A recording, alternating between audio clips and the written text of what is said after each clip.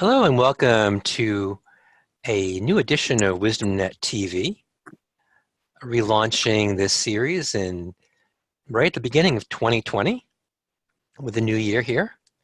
And very excited to be speaking today with Laurie Holmes, who is, I'll say, based on my experience, an extraordinary life coach.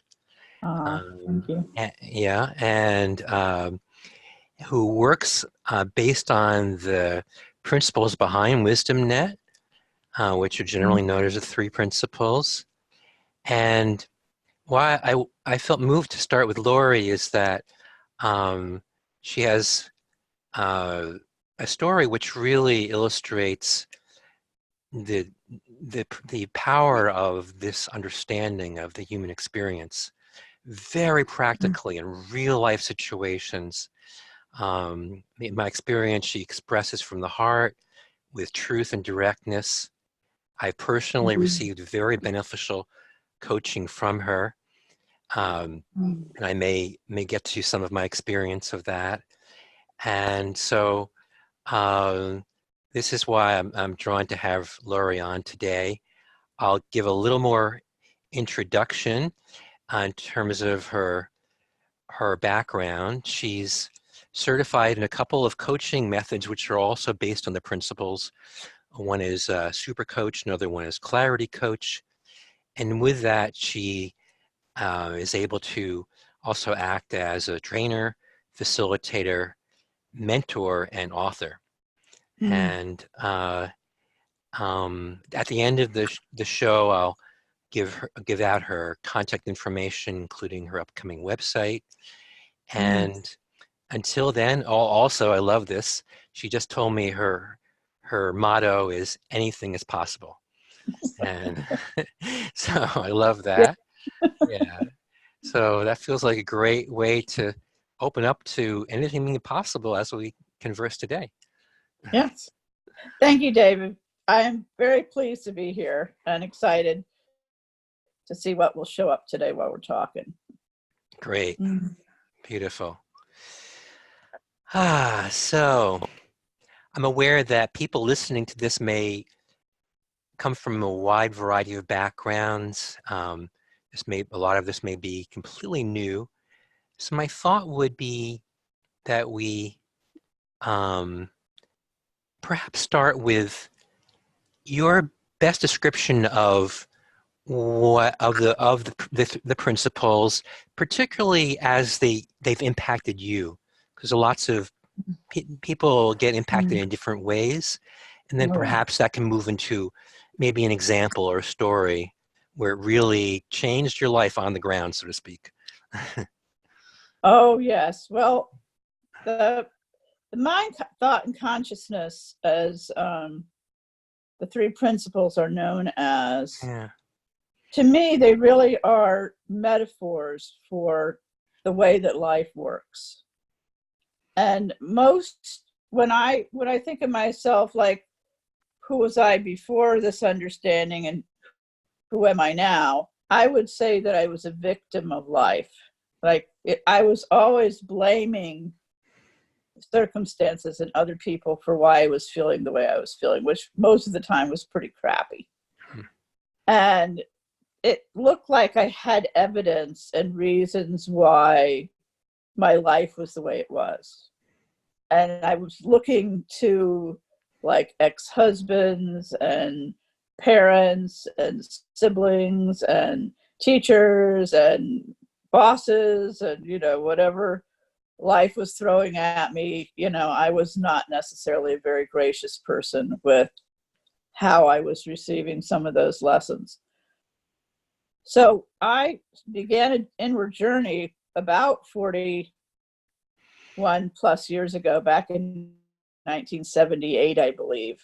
It began with something called the S training.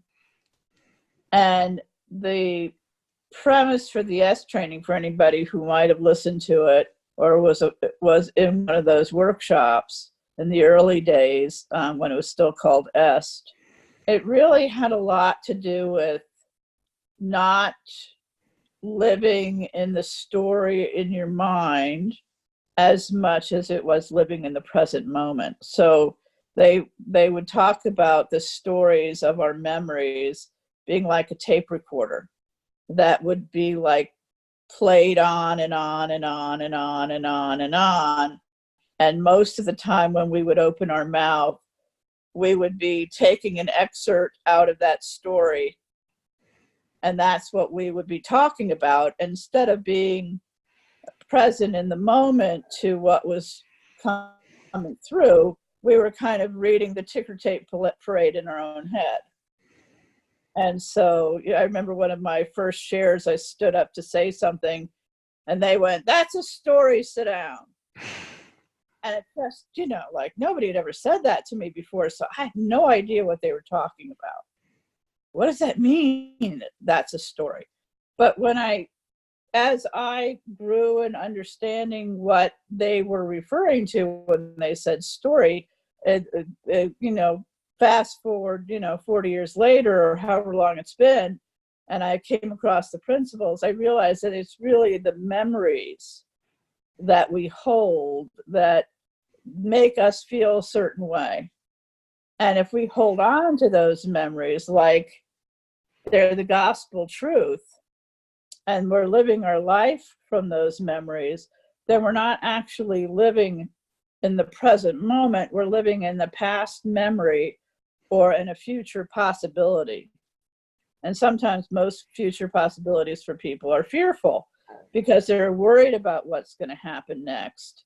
And they're telling themselves what they should be doing next and blah, blah, blah, and all that, instead of just being present to whatever shows up. And people that don't understand what I'm saying when I say that, it really means you're living in the moment, not knowing what's going to happen next.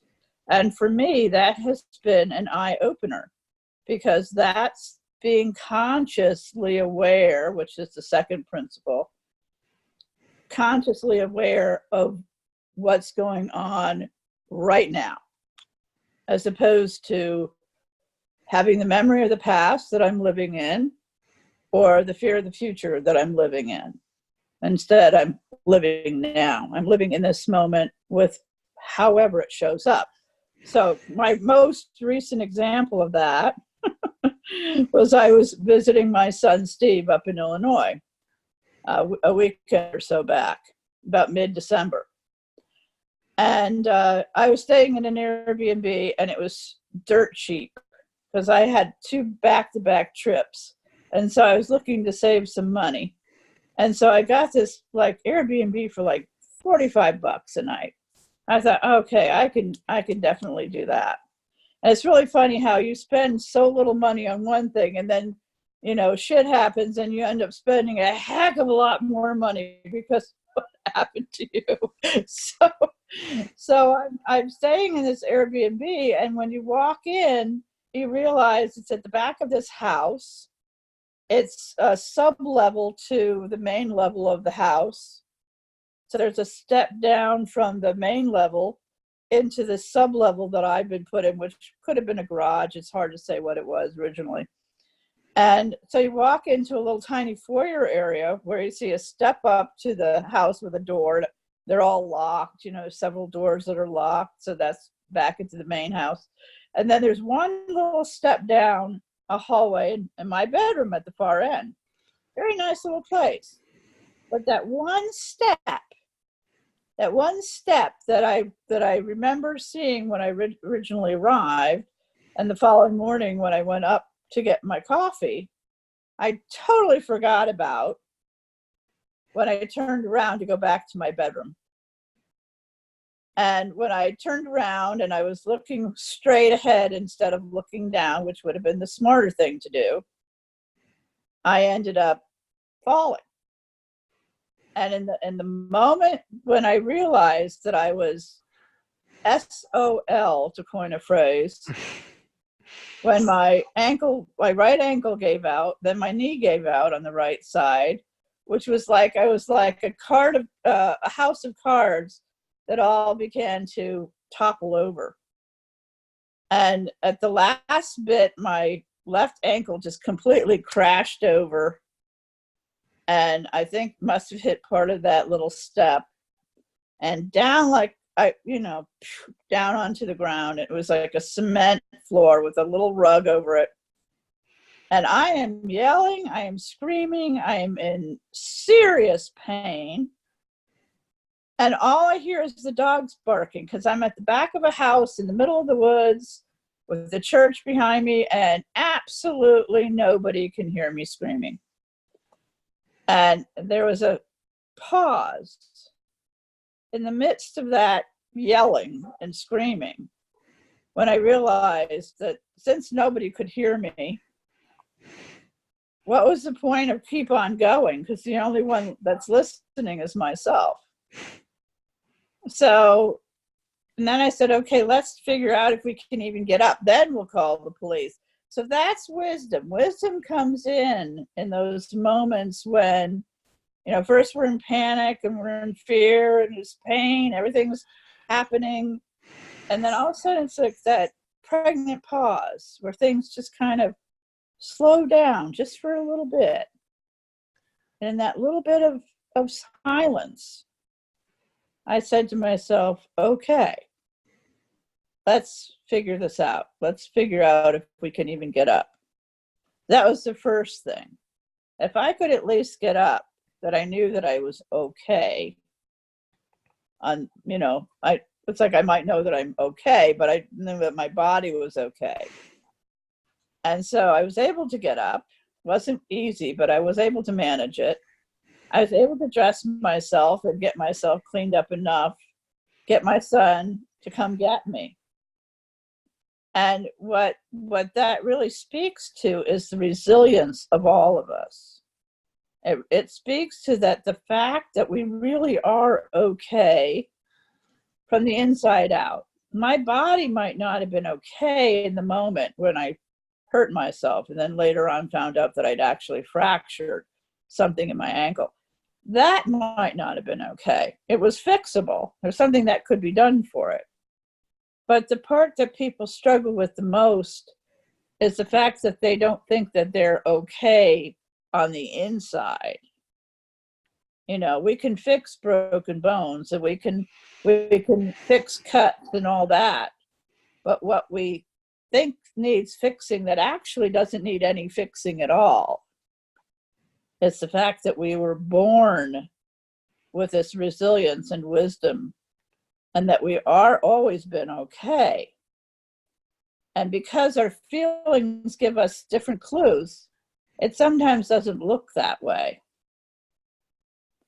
Last year, and this is a story that David wanted me to share, I'm now 66 years old. This is my 67th year. The end of this month, I've turned 67. So last year, I was going in for a colonoscopy and an endoscopy at the same time. So if you know what those are, you have to have check the colon for any possible cancer. Well, I also have something called Barrett's esophagus because I had an ulcer many, many years ago, back in the 80s or whatever it was. No. I'm lying about that. It was 2002, the year my mom died. But anyway, 2002, I had an ulcer. And then ever since, I've had GERD, which is gastrointestinal reflux disease. And so I've been on GERD medication pretty much since then. And somewhere along the line, I developed something called Barrett's esophagus because the lining started to wear away in my esophagus. And it's kind of a state that, if left unchecked, at some point in my later years could become cancerous. So, life. So I knew that, and I had to have this checkup every 5 years. And I went into the hospital to have the procedure done. And unbeknownst to me, and unbeknownst to the doctor that was doing it, I had some degeneration going on in my neck that was pretty severe, probably from doing massage for 36 years or 35 years or whatever it's been. and a fusion and an old injury that caused the ruptured disc and pinched nerve. So the long story short is that when I came out of the surgery and the doctors told me that the biopsy went very fine and there was nothing they saw that was a problem, blah, blah, blah. He said, well, now you can get up. And it was in that moment that I realized that I could not move a muscle. In my limbs, my arms, my hands, my feet, my legs, nothing. Zilch.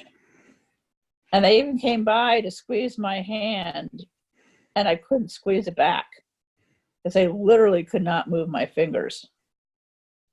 Now, I should have been terrified in that moment. That's what probably any normal person, not saying that I'm not normal, but I was more numb than scared. It was like almost a feeling of, I didn't have words to describe what that was like for me, because it was like I was shocked. I guess that would be the best word, shocked that I couldn't move anything. And I was trying, but it was not working. But the thing that I want to skip to, because I could talk too long on this whole subject, but there was a moment in an MRI machine kind of several hours later, because I'd been rushed to a couple different hospitals, and they did an MRI treatment on me that lasted about an hour. And I was immobile inside a thing around my face. I had a mask over my face, something around my neck, and I was literally in a coffin, totally immobile from one end of my body to the other.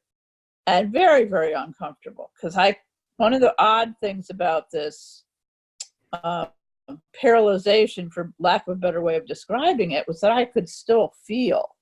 And most people, if they break their spinal column, they cannot feel anything from the point of the break down. Well, nothing broke. I think it was badly bended, but it wasn't broken. And so something got interrupted in there, but it didn't stop the feeling that I could feel. And so that's what made it very odd for the doctors to try to figure it out. So here I am in this MRI machine in excruciating pain, unable to move, very uncomfortable, yada, yada, yada. And the sound, if anyone's ever been in one, is just as loud as it can be, like jackhammers going off over your head. So given all that for about 45 minutes, I was pretty cooked.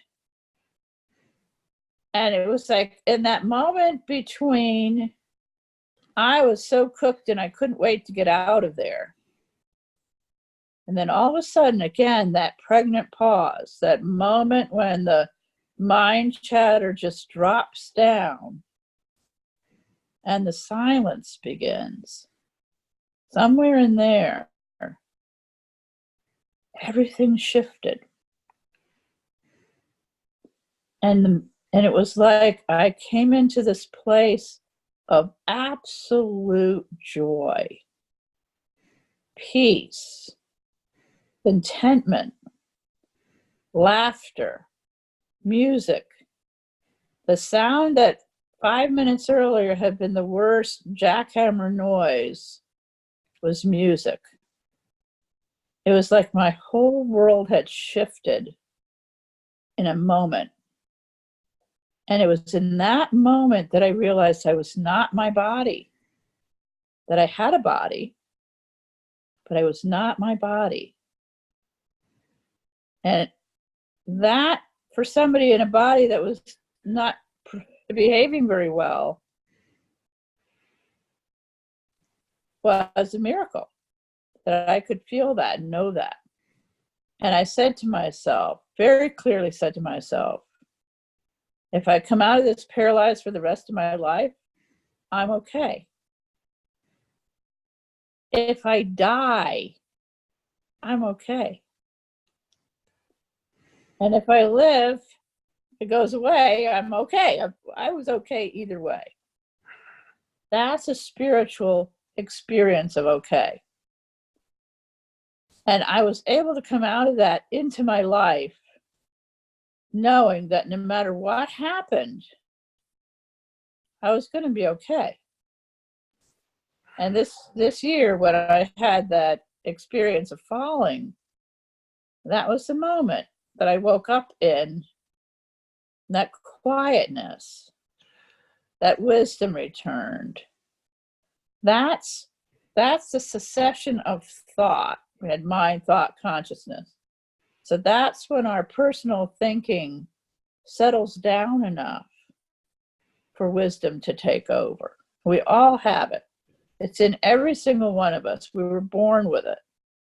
It's our innate well-being that will never go away no matter what is going on. You could have stage 4 cancer and be told you only have a few weeks to live. You are still okay. Your body may not be okay. Your body may be cycling through some stuff. But spiritually, and I do believe we are spiritual beings having a human experience, spiritually, you are okay. And to me, that was the blessing. I know whether I am ever homeless because I can't get enough work, which I thought was happening a few weeks ago, or, I was in a wheelchair for the rest of my life, or whatever might happen in this physical world. I knew one thing and one thing that no one can teach. You have to experience it for yourself. I knew that I am not my body and I am okay.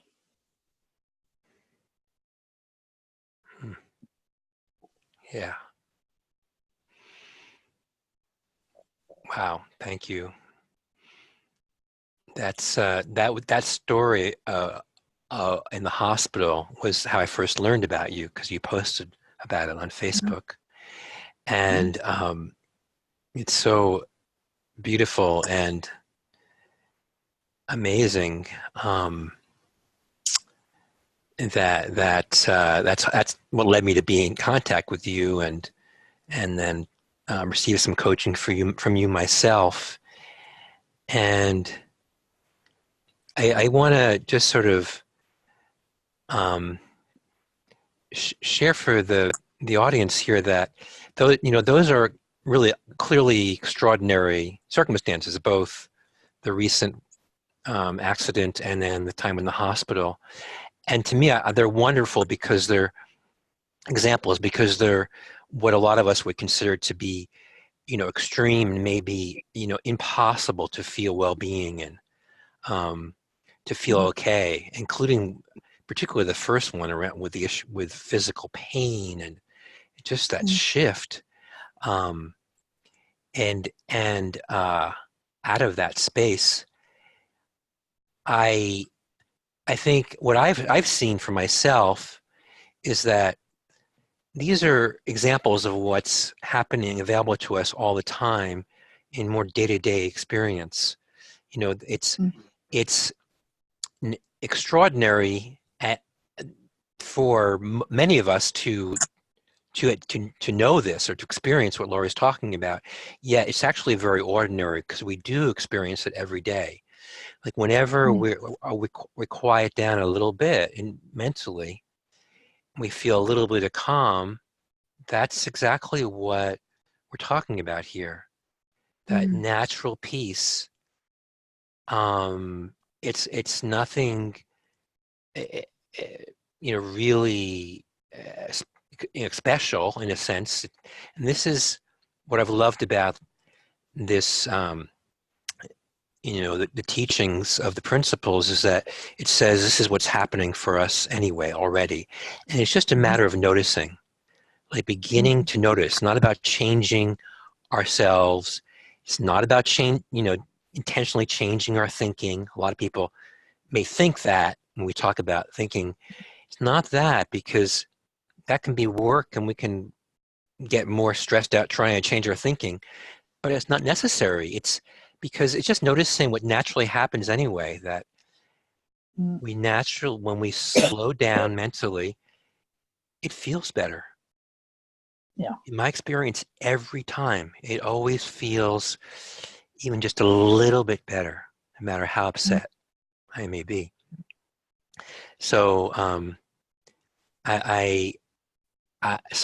lot of people are teaching this now and coaching from three principles perspective, and we'll say very much what I just said.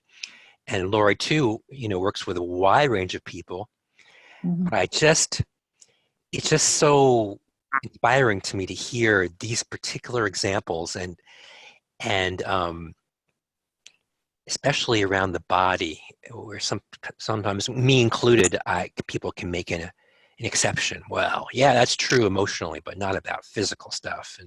But Laurie is here to relate. It doesn't. It's the same. It's the Mhm. same thing. So,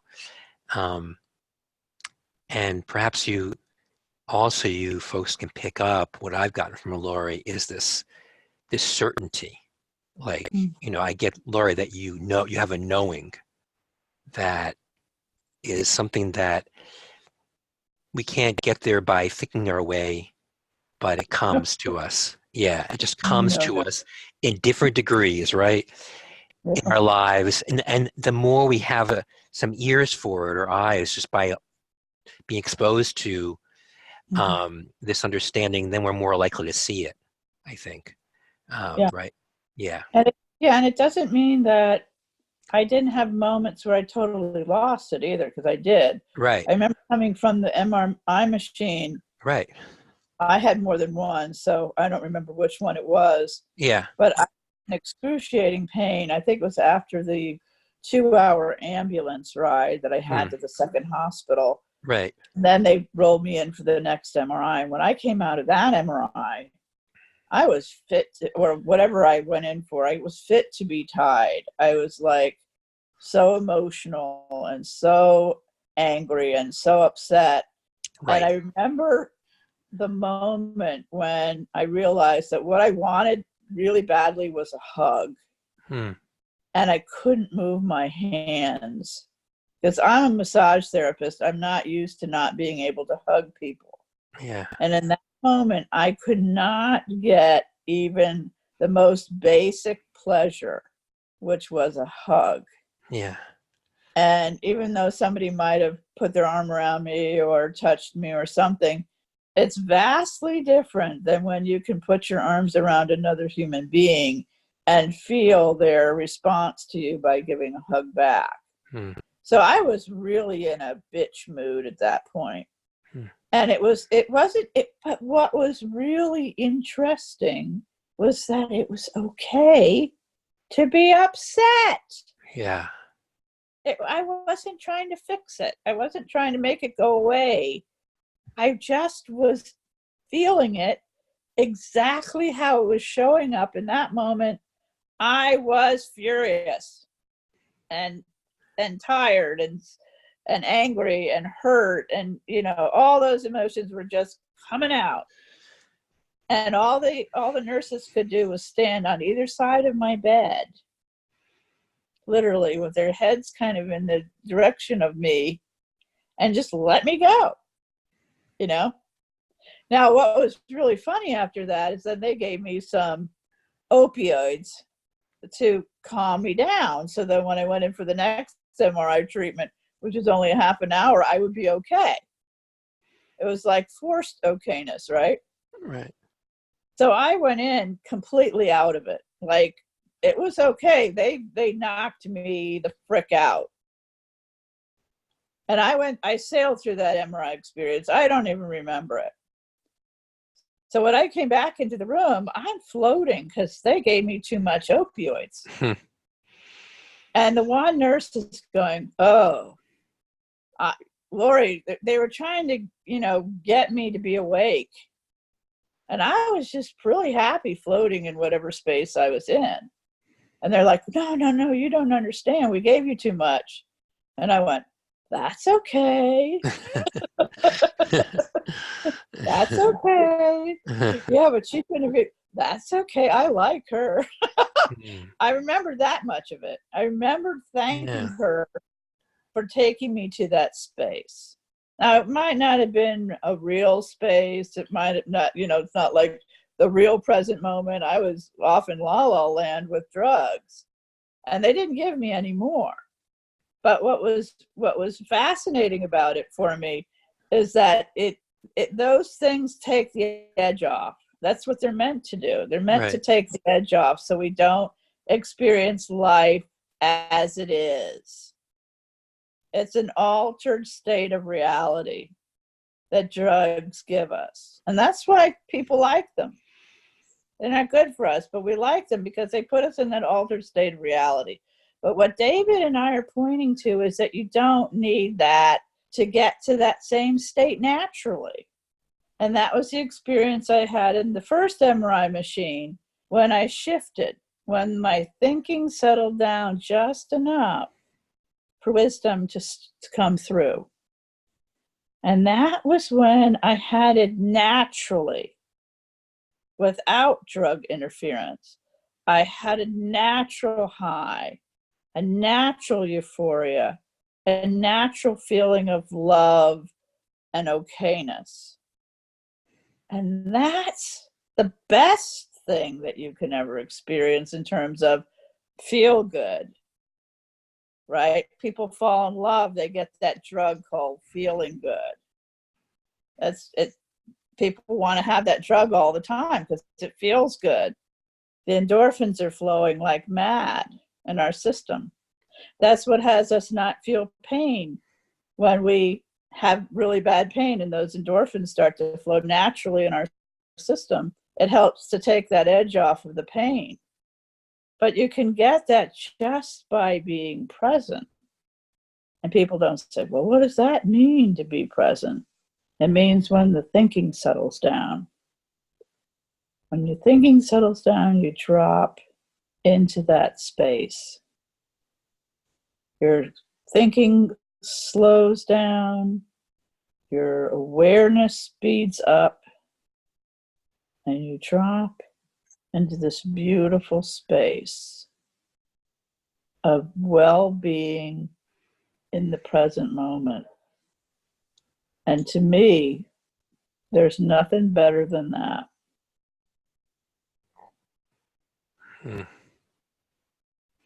Yeah, it's true. As you're listening now or watching, perhaps you could just allow some of that, even as you are here with us. Just notice if you can allow your thinking to slow down. And one way is just to just be listening to us, you could even close your eyes perhaps and focus on the sound. It's a nice way to let the mind quiet. You don't need it, but I just want to give you a taste in this moment.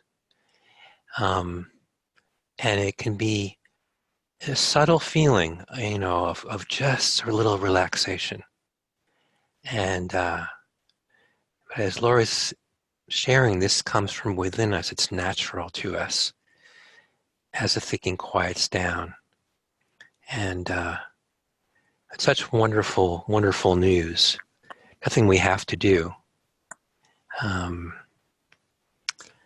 And so this is, but I think what Laura was pointing to is that we often, because we haven't been told this, we think it's the circumstances that are giving that feeling. Like we're falling in love, or it was the drug, or, but it's really, and it's great. I mean, if there's some external circumstance that is good for us, essentially, that maybe is the path in the moment to access this, but this feeling, but really we don't need it. That's the teaching. And the other piece is from what you shared about the 2 MRIs. In the first one, you had such a deep experience of this natural state of peace and well-being and joy. Very extraordinary. It didn't mean that you were going to be experiencing that from then on the rest of your life. and which sometimes people think that when they first hear about this, and because our thinking fluctuates and how much we get caught up with it fluctuates, and we can get upset again. Anybody. What I did hear is that with the second MRI or before it, you were very, very upset. Like you wanted that hug, you couldn't get it. It sounded like just you were just really stirred up, and yet you said there was some kind of okayness still, even with all that. Mm-hmm. Mm-hmm. Um, and Mm-hmm. and that is what I've seen too. That's the other piece, the other side of this. Because everybody, me too. Wow, yeah, I'd love to feel calm and feel good, and it is available. But there's also what's possible in the midst of feeling upset or stressed or even having body discomfort. That feeling of being okay. There's something Mm-hmm. that I've seen because of the understanding. There's some kind of, I don't know how to describe it, maybe a witness or a bit of awareness in the midst of the turbulence that Yes. is very helpful, right? I Yeah. think what you just described is the eye in the center of the storm, I love that. Yes. like the hurricane. Yeah. The eye, you've got this perfect circle of calm, Yeah. and that's kind of what it was like. It was like I noticed in all the scenarios Hmm. that moment when it dropped down just enough, like the child I described earlier who was crying for whatever reason, and when the parents weren't listening, they quieted themselves just enough. Right. And that's the piece where we all can bring comfort to ourselves. It doesn't matter the age we're at, doesn't matter the circumstance we're in, doesn't matter what's going on. We all have the capacity within us to drop out of that intense feeling, that intense experience, and recognize that even within that, we are still okay. Yeah. Yes. Yes. And that's so powerful to recognize, because in my experience, that storm that can be intense still. It's not like I don't have intense storms sometimes, Yeah. emotionally and feel it physically. But that sense of the eye and the calm can also, and it can appear subtle, small, Mm-hmm. relative to the storm. It's like this little quiet place. Yeah. Um, but that is just, in some level, you take the edge off. Is one way I've said it. It takes a little bit of the edge off, Yeah. and takes some of the fear off too. So Yeah. that's, yeah, right. Yeah. Yeah, yeah, And I think I was yeah. reading something Hmm. a little while ago about a woman that survived Auschwitz, and she was like Hmm. 18 years old, and they were on the death march, and she said something about the reason that she survived was because of her inner world. Yeah, Her inner world is what kept her alive. And I think if people really can embrace the fact that they are it all, they are everything, they have everything they need.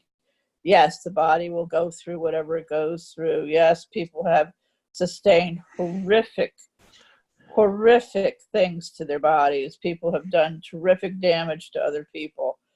But what is the same for all of us is that we have this inner world that no one can touch. yeah, And that is where our grace is. That's where our salvation is. That's where, if you want to call it hope, love, joy, okayness, all that resides inside. So it doesn't matter what's happening to you in your physical world. It truly doesn't. And I could say anything here. Pick the worst case scenario. It's still true. It's still true. If you can access that inner world and know that who you are is untouched by anything that's happening to this, if you can see that, if you can feel that, if you can know that with certainty, then you can come through it. Yes. And what I'd like to add to that is hearing, really, really beautiful and dramatic story like Laurie's in the hospital. And you can hear her certainty. It doesn't mean that you or any of us need to be at that level of certainty or access that calm so dramatically, because to me, this develops for us very organically, each of us, and just a little bit goes a real long way. Even just a little bit of calm or a little bit of a little bit of that peace. I want to emphasize that because my path has been more gradual, and but it feels like, and for many people who come across this understanding of the human experience, it is gradual, and it may think, oh geez, I'm not getting it, but even a little bit goes a long way. It's powerful. It's like the small taste what we're talking about is disproportionately powerful because that can grow. It's like a little seed, and to appreciate that, right? I see you nodding, Laurie. Yeah. It is. It's true. And the thing that I want to add to that is it's true for every human being that we have this capacity. And it will show up differently for each human being. Yeah. As you just said. So my experience isn't going to be somebody else who had an experience similar to mine. They're going to have their experience of it. And I have my experience of it. David has his experience of it. But we all of us, every single human being on the planet has the same energy inside of them, has the same inner beingness inside of them. So it's the capacity is there for each one of us to experience what that feels like. Even if it's a glimpse, a moment, a second, just a shift, the time, just like you're saying, just the fact that you have it in there, the fact that it's real and it's happening to you. It doesn't have to be all the time. Gosh, right. I don't live in that all the time. But just to be able to have that insight or that experience once was enough for me to see, well, if that's true, this is the truth, then it allows me to see what's not true. It's like if you can start to see, well, this is real, that's not real. Yeah. So not to take seriously what's not real. Yeah. You don't have to let that one stick around for too long. Yeah. And that's been my inner world journey, is that I've noticed that the things that are not serving me, they're not real, they have very little purpose except that they're showing up and they're telling me stuff. I don't have to really give it a whole lot of energy. I don't have to pay attention to it. If it's not serving me, it's not doing me any good to just tell me things that are total, coin a phrase, not Narnia or La La Land or made up nonsense, however you like to call it. I don't have to attach to it then. I don't have to keep taking that one with me. Right. The old victim thing, Yeah. I took that one with me through life. No, I don't need that one anymore. I know I can see through it. I can see through the lies that my mind conjures up that try to tell me things that are just not true, don't serve me, have no benefit for me in any way, shape, or form, other than it's just something that's popping up and, you know, and I'm reacting to it. But when that goes away, then I'm back in the flow of life. And life does whatever it does. I am not in control of how life shows up. But I can be the leaf on the water in life. And I can let that take me wherever it's going to take me. And yeah, there'll be times when the leaf comes up against a log or gets sucked underneath by whatever turbulent water thing is going on. But it's going to pop me out at some point. I'm not going to stay unless I get stuck under there. And, well, okay, then my life is over at that point. There's nothing I can do about that either. You know, it's like I look at all the different things. I had a sweetheart, a high school sweetheart that passed recently, 66 years old. Shocked the heck out of me because I thought he was one of the most vibrant, alive, well, you know, always interested in his health, always interested in eating right, vitamins. I was in every multi-level marketing company that came along for years with him.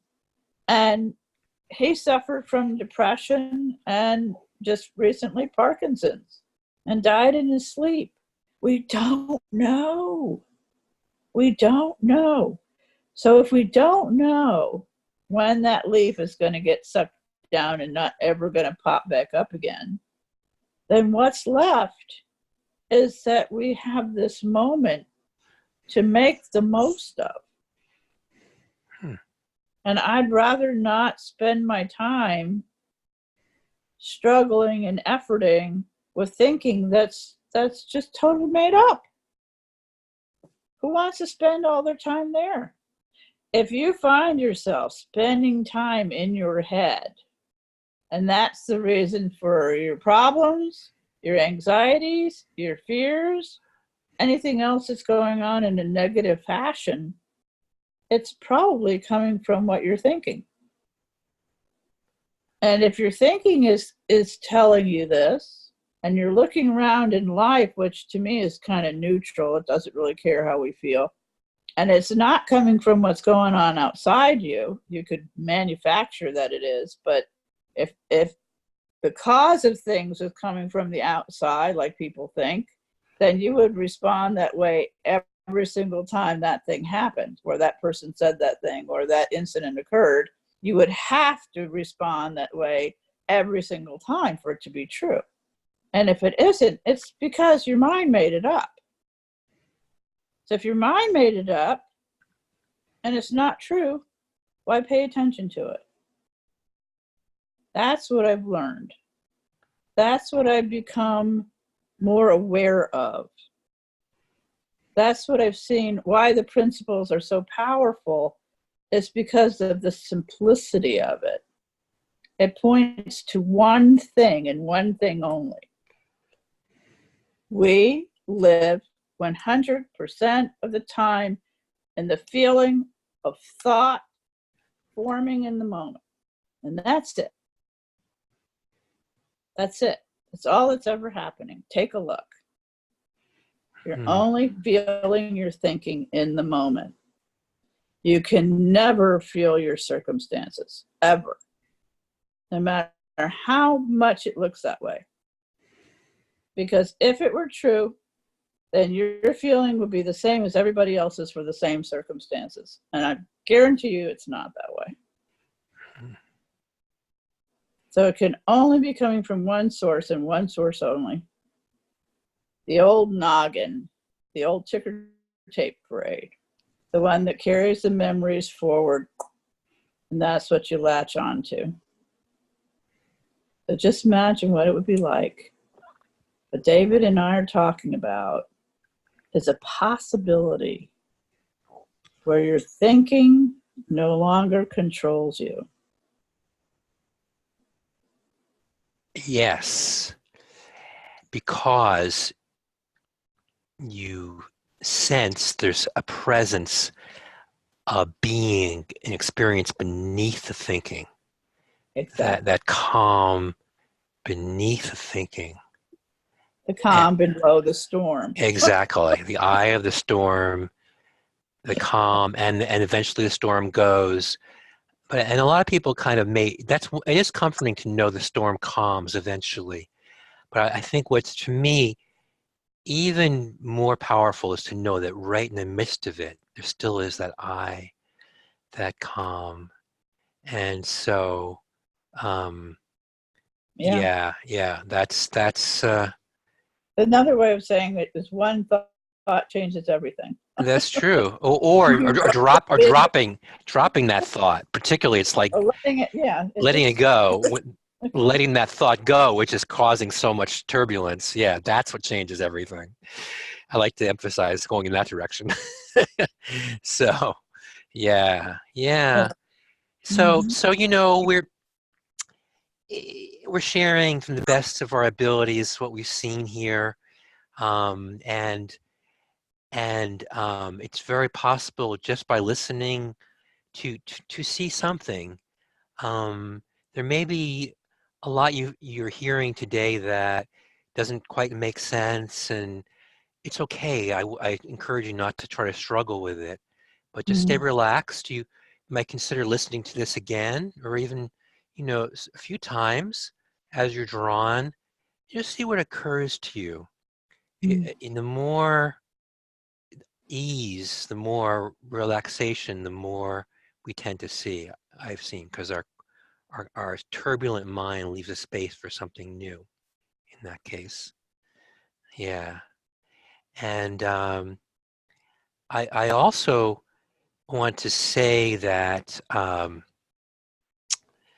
or actually now talk with you, Laurie, a bit about another way for people to access this understanding in a way that really makes a difference in their lives, which is through personal coaching, um, Yes. or training or mentoring. This is the one-on-one approach, where it's customized. What you're hearing is customized to you. And I'd Mm-hmm. love to hear, different coaches do it in their own way. I'd love to hear how that is for you, what you have found or is helpful and impactful for people in your coaching work, Laurie. Well, but I love having conversations with people, Hmm. and David and I have had many. But when Yeah. I'm working with somebody, as opposed to just having a chat, when I'm having what I call a session or conversation that's actually in a coaching realm, I'm listening for something very specific in their speaking. And when I hear that, that's what I speak to. So I could call it a misunderstanding, but that may or may not mean anything to the listener. But I'm listening for where they're coming from in their speaking, what it is that how they're saying what they're saying. And when I hear that, there's natural questions that come up that allow the person I'm working with to have a deeper experience of their own whatever they've been saying. So in other words, it goes both ways. You've got a listener, you've got a speaker. And when the listener is listening, they're listening beyond the words that are being said. They're listening for the feeling that's going on inside. Not only themselves, but how it's showing up in the person in front of them. So that's a little esoteric. It's a little hard to explain that way, but it's a dance that occurs between two people.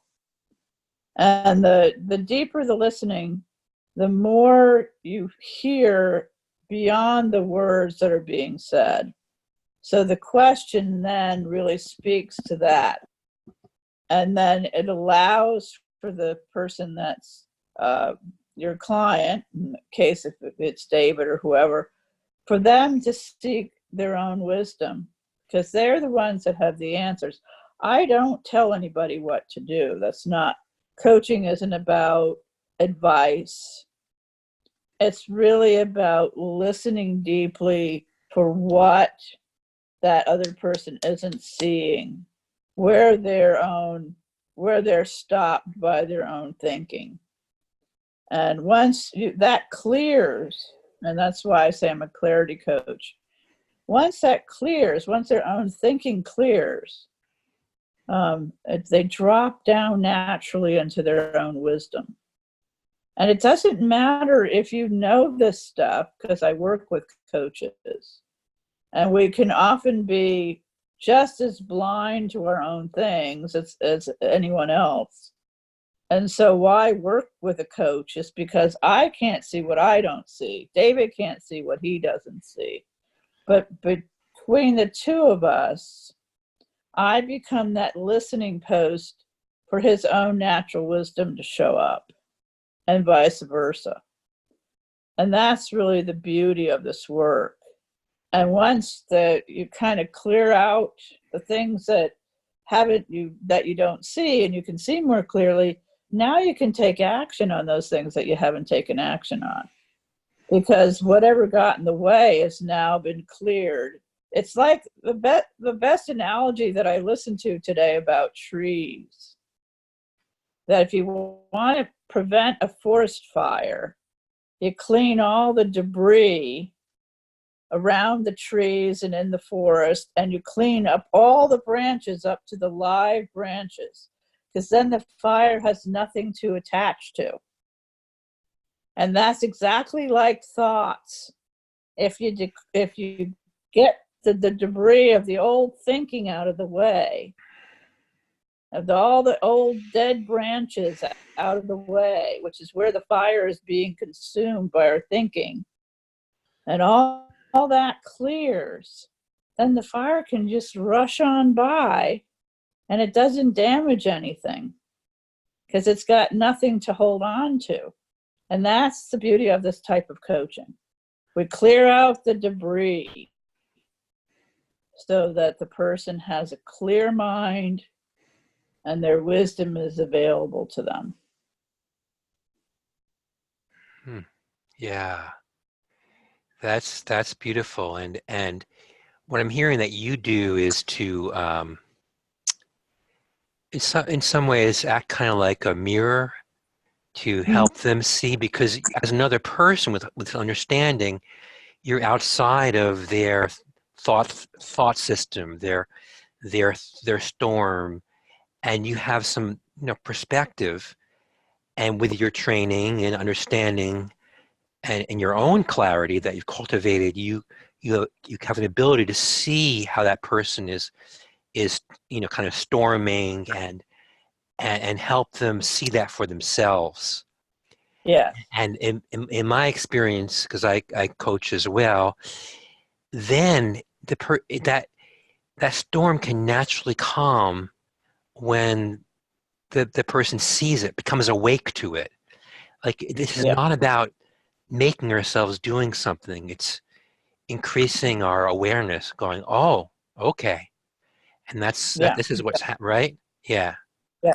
Yeah. That's called being insight friendly. The Right. natural insights come in They when come in. there's nothing to attach to. Yeah, exactly.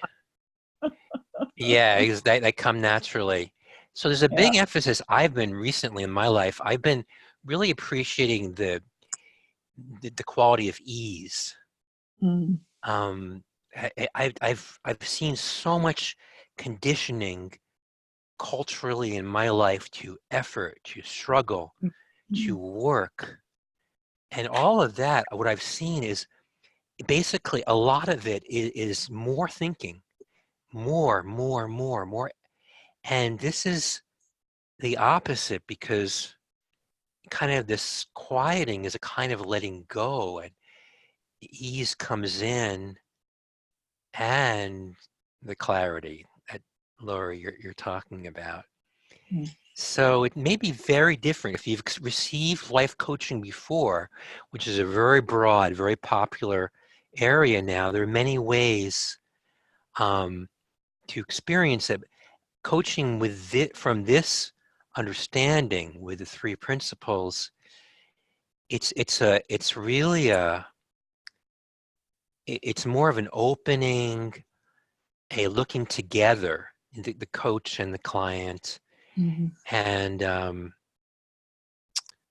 And I've experienced Laurie's coaching myself, and the one thing I can say, certainly I've seen the reflecting helping me see what I see, but I really have experienced Laurie's certainty, her knowing, and that's what comes to me when I think of you, Laurie. I'm like, wow, Laurie knows, and I feel that in my heart. Because when Laurie speaks, I feel it it's like a heart level, and it like bypasses the intellect. And that's so valuable, certainly for me, who tends to be more intellectual. It's just like a lot of us. So yeah, I can speak, that's my experience of receiving coaching from Laurie. And I feel softer even right now saying that. Thank you, David. I appreciate that. You're welcome. You're welcome. And so what we've been talking about an experience, understanding that's universal. We're talking in a totally general way for all human beings. So it would seem that you could assist people in a totally wide range of circumstances and challenges, and has that in fact been the case, or you work with? Absolutely. Yeah. I don't think there is a situation that I haven't tackled yet. Really? Wow. But what it comes down to is life. Life is being lived. And people have life circumstances, whether it be with their jobs, with their spouses, with their significant others, with their family members, with their friends, their homes, no matter what it is, it all comes down to one essential thing. Yeah. How are they seeing life?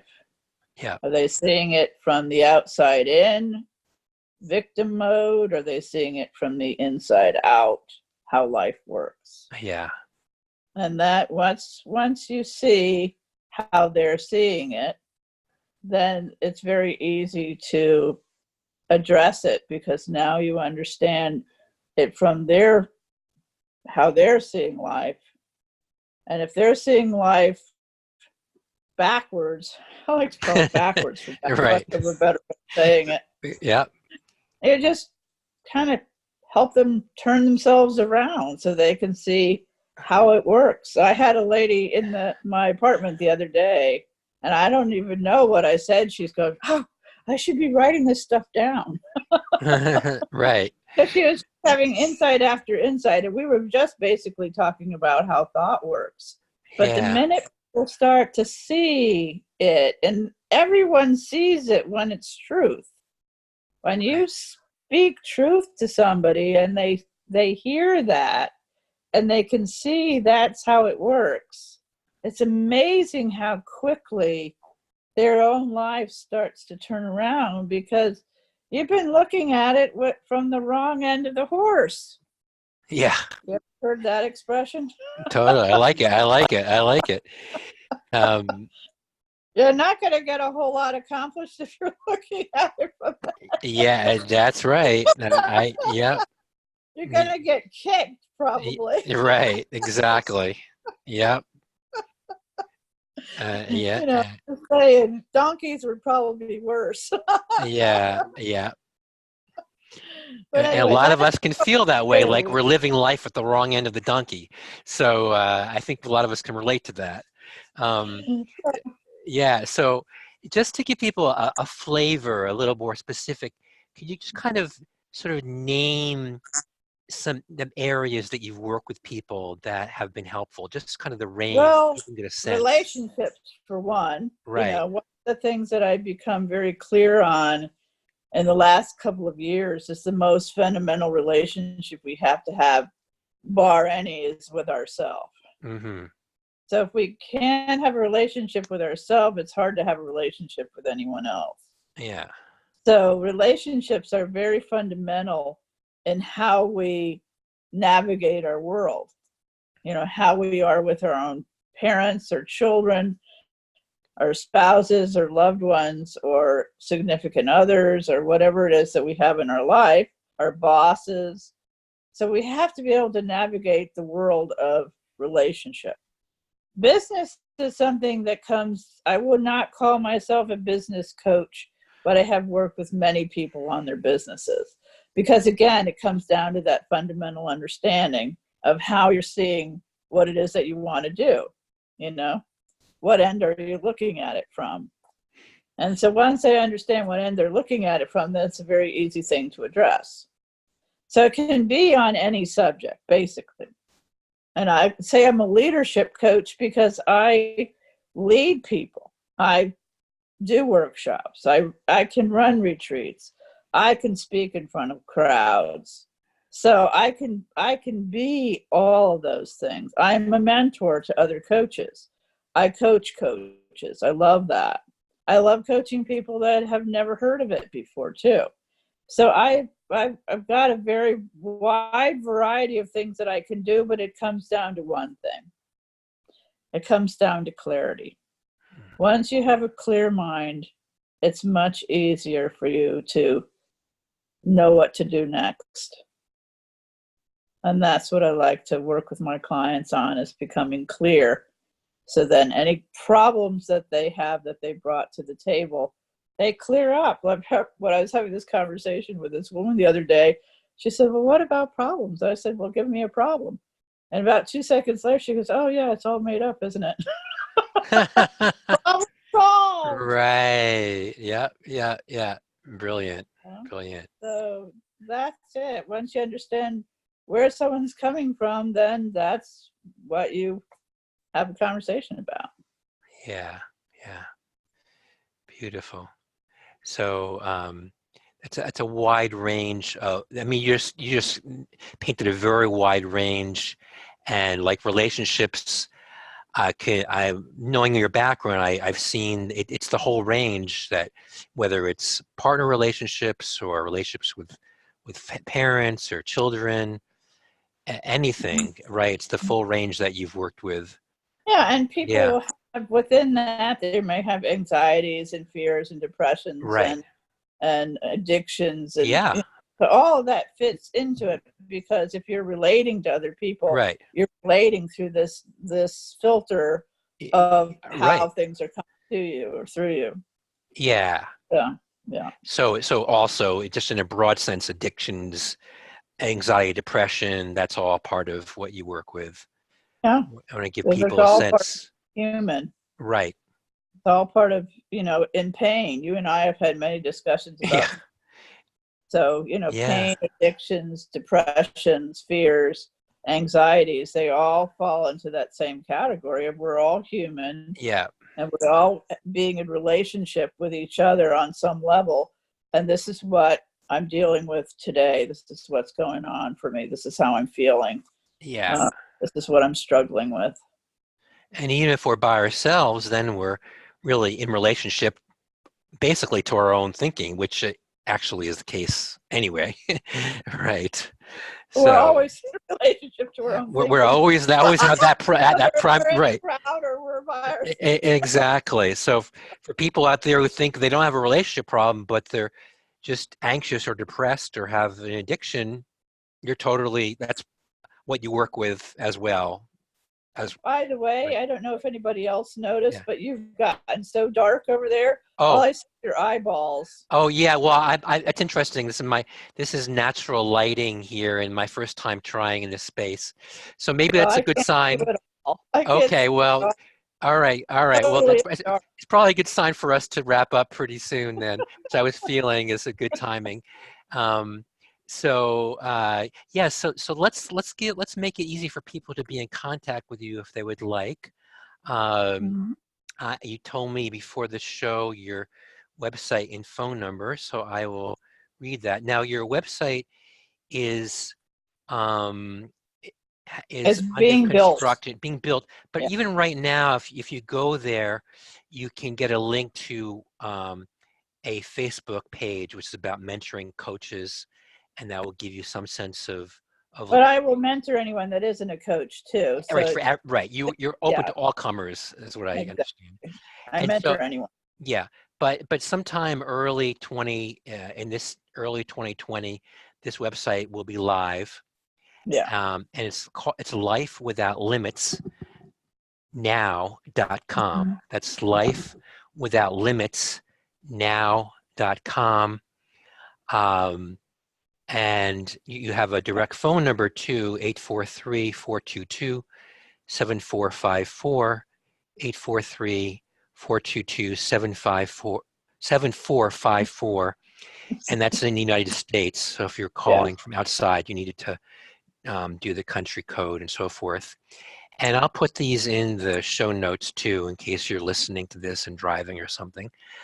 Uh, and so that's pretty much what I think makes sense for today. Do you have any final thoughts for you? Well, one last thing I want to say is the only limitation that you have is with yourself. Right. Beautiful. And so in that case, and this is my tagline, Right. anything is possible. Okay. Beautiful. Lovely. Well, I hope you've had some sense listening to this today and watching us, if you're watching, and some experience of this. And thank you so much for joining us. And look forward to connecting again with you soon in our next show in WisdomNet TV. And thank you Okay. again, Laurie, for joining us. Thank you very much for having me, David. My total pleasure. Bye-bye for now. Bye-bye.